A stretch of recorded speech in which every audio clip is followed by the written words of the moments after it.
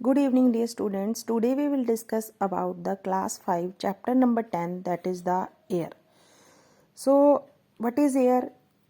Firstly, air is that we can feel it because anybody can't see air, and without air we can't imagine our life because it is very important for us.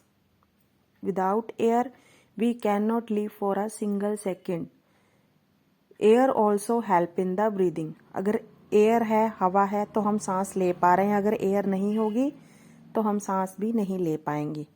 सो बेटा, first is the air is present all around us. जो air है वो हमारे हर तरफ present है. We can feel it, हम इसको feel कर सकते हैं, but can not see it, इसको हम देख नहीं सकते. This is because pure air is, जो प्योर एयर होगी उसका कोई कलर नहीं होगा, उसमें कोई स्मेल नहीं है, उसका कोई टेस्ट नहीं है. We feel air only when it blows. Blows मतलब जब ये हवा चलती है हम तभी ही इस एयर को फील कर सकते हैं. कई बार ये क्वेश्चन आ जाते हैं, ये जो चार्ट फॉर्म है that is related to the composition of air. Composition मतलब एयर में कौन कौन सी गैसेज हैं, एयर किस किस से बनी है. अगर आपको क्वेश्चन आता है कि सबसे ज़्यादा गैस कौन सी प्रेजेंट है एयर के अंदर, दैट इज़ द नाइट्रोजन, और उसका अमाउंट कितना है 78%. उससे कम किसका अमाउंट है, ऑक्सीजन का. वैसे यहाँ पे 21% दिया हुआ है. ये ओल्डर टाइम से ही चलता आ रहा है बिकॉज ग्लोबल वार्मिंग बहुत ज़्यादा हो गई है, टेम्परेचर वेदर चेंज हो चुका है, तो इसकी कंसंट्रेशन भी अप एंड डाउन हो चुकी है. कुछ गैसेज हैं जैसे carbon dioxide, water vapour, helium, ozone, hydrogen. ठीक है, ये बाकी कुछ अमाउंट में प्रेजेंट है एयर के अंदर. तो एयर इन 3 गैसेज से मिलकर बनी है चीज़ों से. नाइट्रोजन 78%, ऑक्सीजन 21%, अदर गैसेज जो हैं वो carbon dioxide, water vapour, helium, ozone. अब हम इसकी थ्योरी पढ़ते हैं. Composition of air. Air is an invisible mixture of gases. Invisible मतलब जिसको हम देख नहीं सकते. सबसे ज़्यादा इसके अंदर कौन सी गैस प्रेजेंट है, नाइट्रोजन, दैट इज़ द 78%, और ऑक्सीजन इसके अंदर प्रेजेंट है 21%. उसके अलावा इसके अंदर वाटर वेपर प्रेजेंट है. स्मॉल अमाउंट में कुछ अदर गैसेस भी प्रेजेंट है जैसे carbon dioxide, ozone, helium and hydrogen.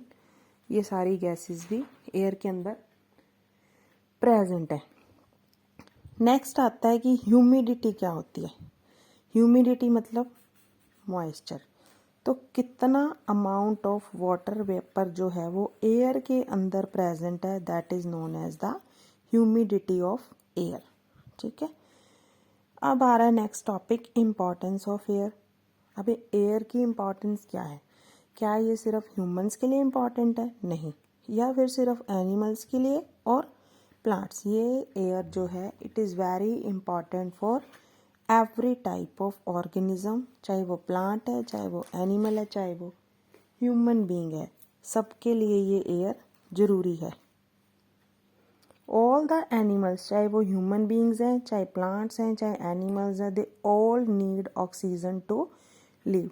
They all need the oxygen for every minute and second of their life.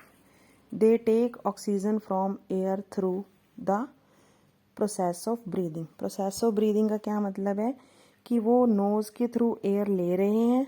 जो ऑक्सीजन एयर के अंदर प्रेजेंट है, उस ऑक्सीजन से जो एयर मिलती है उसका हमारी बॉडी में क्या यूज़ है, it helps to break down the food. Food को तोड़ने के बाद उससे क्या एनर्जी रिलीज़ होगी जो हमने खाना खाया है, और उसी प्रोसेस से एनर्जी रिलीज़ होने के साथ साथ कार्बन डाइऑक्साइड भी प्रोड्यूस होगी जिसको हम अपनी बॉडी से बाहर ब्रीद आउट कर देते हैं.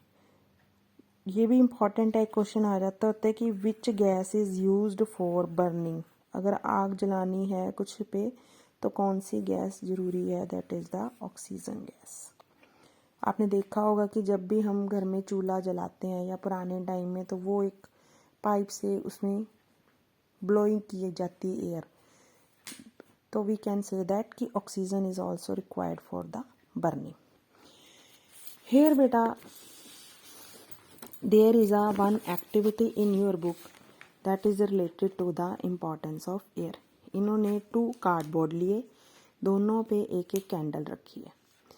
एक कैंडल को तो ओपन बर्न ब्लो करके रख दिया, जला करके दूसरी को भी रखा, लेकिन दूसरी कैंडल के ऊपर इन्होंने एक लंबा जार रखा है जो कि उस कैंडल से थोड़ा लंबा है। तो जार जो रखा है, after some time you will see that कि ये वाली जो कैंडल है वो ब्लो ऑफ हो जाएगी और ये चलती रहेगी। क्यों? क्योंकि इसको बर्निंग के लिए हमने अभी रीड किया है कि which gas is required for the burning, oxygen. तो यहाँ जार रखने से क्या होगा कि ये कुछ टाइम के लिए तो जलती रहेगी। क्यों? क्योंकि इस जार के अंदर जितनी ऑक्सीजन थी वो इसको यूज़ कर लेंगे, और जब वो ऑक्सीजन यूज़ होने के बाद ख़त्म हो जाएगी तो फिर कैंडल जो है it will get blow of, ये बुझ जाएगी। तो इसी एक्टिविटी को आप रीड कर लेना। Same here 2 plants are there, potted plants are there. ठीक है, एक प्लांट ओपन, दोनों को पानी डाल के धूप में रख दिया, लेकिन एक को अनकवर्ड किया, दूसरे को प्लास्टिक शीट से कवर कर दिया।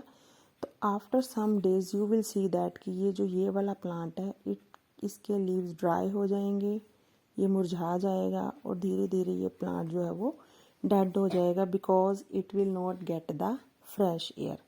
So beta, today we will cover our chapter up to that. Tomorrow we will complete the further part of this chapter. तो यहाँ से दिख रहा है कि प्लांट्स को भी एयर चाहिए जिंदा रहने के लिए। दे यूज़ द कार्बन डाइऑक्साइड को यूज़ करते हैं, प्लस वो वाटर को यूज़ करते हैं अपना वो फूड खुद बनाने के लिए। और जिस प्रोसेस के थ्रू वो अपना फूड खुद बनाते हैं उस प्रोसेस को हम क्या बोल देते हैं? फोटोसिंथेसिस।